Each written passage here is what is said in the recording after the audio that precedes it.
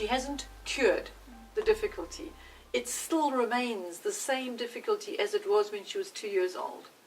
She's now 20 years later. At 22 years of age, she's no longer dyslexic.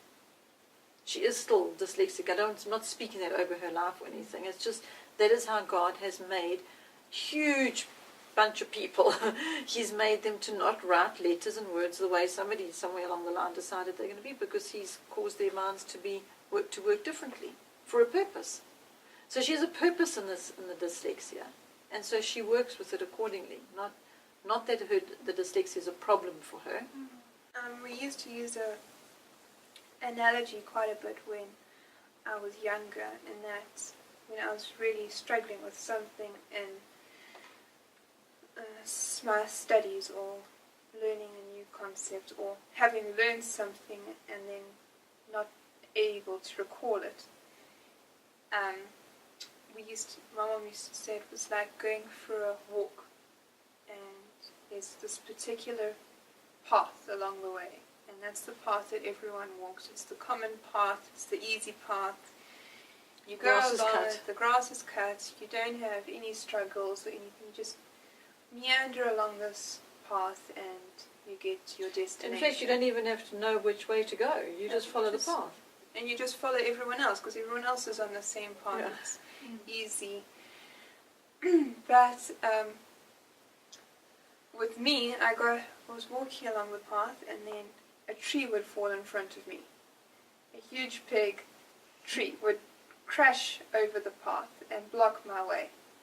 And so now I could either climb over the tree and carry on the path, or I could find an alternate route round to get back on. So I used to view that as when an obstacle came in my way, I was able to find an alternate route. And if you think about it, if you're walking along a path and you have to suddenly go into the bush or into the forest and loop round, you'll discover something new and exciting that no one's seen before, no one's even realized is there. It's a beautiful field of wild flowers that no one even knew, that it was just a little bit off the path.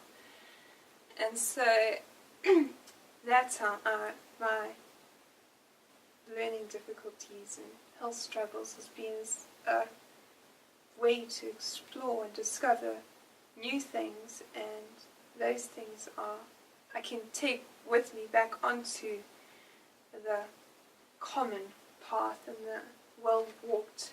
But yet you picked up a whole lot of treasures along the way. Yeah. That the people that got through that path before the tree fell, or the tree didn't block their way. They just carried on the well-worn path. And then I can go share that with those people when I catch up with the rest of the group that are a few miles ahead. I can tell them, they ask, well, where have you been? We are right ahead here and you disappeared. I mean, what have you been up to? And I can say, well, I've been on this alternate route and you won't believe what I found. And then they can actually get a little bit jealous. And I'd like to just share something there, that there is the reality as well that Missy's sitting down doing a lesson.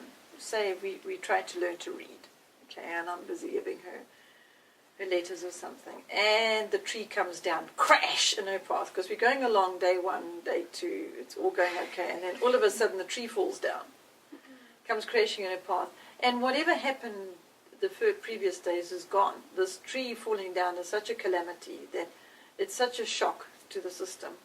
In other words, the tree could be that we're about to go through into the next phase of some breakthrough of learning.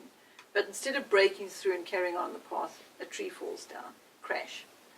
And the tendency would be for her, just the nature and personality and so that she is, that she would be devastated by that. And she wouldn't be, oh, well, the tree's in the path now, so I don't have to do that. I don't have to carry on this path. Oh, I'll just sit down here and play in the sand. I used to actually want to walk back the route I had come, because I knew that. At least she was continuing in some way, so she'd be devastated by the tree falling down. So what I had to do is I had to help her to really appreciate that tree that fell down, that there was a purpose for it because of this meander, because of this alternate route.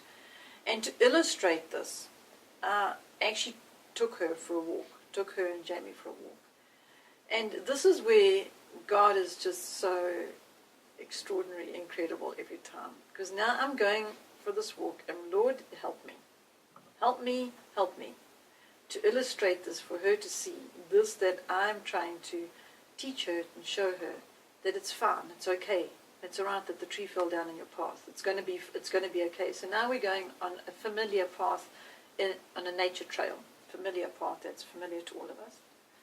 And what do we find on this nature trail that we've done a dozen times before, that has been easy just to go through a tree, a massive tree, fallen over on the path. And so we say, okay, now there's a few options here. We could just turn around and go back home, and that would be the end of that. We would have done half the nature trail. Or we could try and get around the tree. That's going to take some time. And so we discuss it, the whole various options of how we can tackle the situation in front of us. And we decide we're going to go around the tree, not under it or over, because it's a very, very large tree. It's going to be too difficult to climb over and through it. So we decide we'll go up the side and around the top of where the tree's fallen, and come back and link up in the path again. And on our way up and around, Missy heard a little sound in nature, a little squeaky sound. So we stop and we listen, and we follow the sound, and we come across a little nest of mice. Was it field mice that had been abandoned? Little, tiny little pink things.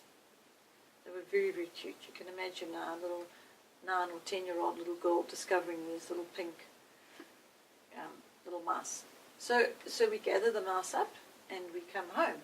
And we get all the way around, we carry on the nature trail and we get home. And we found, and then she started hand feeding them with little bottles of milk and everything else. And what happened there was able to be a reference to her for always. In that when a tree fell in her path of learning, she realized that she's going to discover something of life. Something feels like it's crashed and it's broken and it's over, the tree fell down. However, she's going to discover by the alternate route something else that's going to be added to her life. And that was God's gift in that scenario. So what I just want to encourage you is, if you're having any struggles in learning, to try wherever possible, put into practical application what you are trying to teach in an analogy of some kind. Like I could tell Missy about the alternate route, and I explained to her that her brain is made up of many pathways, and some people's pathways are like a highway, straight to the point. And others are a little pathway and it takes a little bit longer because you're on the side roads, And other people don't even have either a highway or a side road. They've got to actually make a road.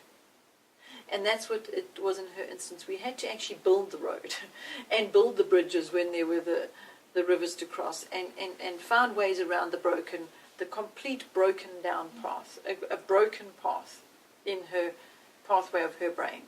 So what do? Do we just go, oh, well, I can only ever go that far in my brain, in my life? So what I was trying to teach her this concept, but it was much, much better when we put it into an actual practical application so that she could walk it and live it. And God helped us. Now, in those instances, that's God. He gave me the inspiration to give her the idea of the pathways of her brain and everything else, but going and doing it and trusting Him, and praying, Lord, help me. Help this child. She's yours. You've created her as you have. And He just inspires. He has never, never, never, never failed me or failed us as in our relationship or as a team or in our learning struggles. He's never failed us, not ever once.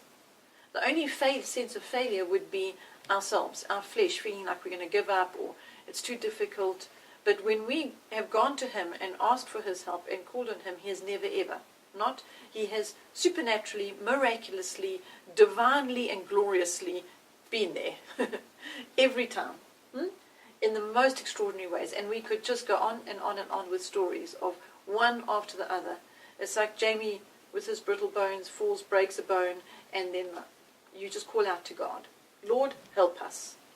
Show us what it is that you're going to be taking us through and teaching us, and what are the treasures in this suffering.